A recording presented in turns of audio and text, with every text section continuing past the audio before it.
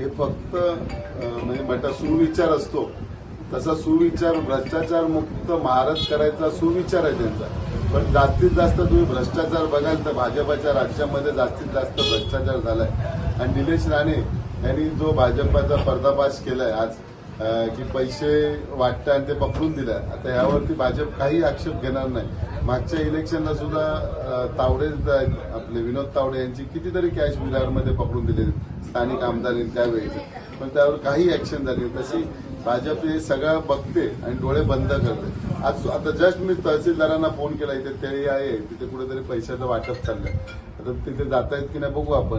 कारण शेवटी सरकारी अधिकारी हे सध्या राजकारणाला खूप म्हणजे भाजपच्या राजकारणाला खूप घाबरतात। ते अक्षरशः त्यांना दिवसभराचा डेटा असतो, आज तुम्ही हे करायचं, उद्या तुम्ही हे करायचं, त्याच्या व्यतिरिक्त सरकारी अधिकारी आपल्या डोक्यात सध्या चालवत नाही। आणि जर त्यांनी चालवायचा प्रयत्न केला तर भाजप सरकार खाली पडेल, एवढा विश्वास आहे आम्हाला।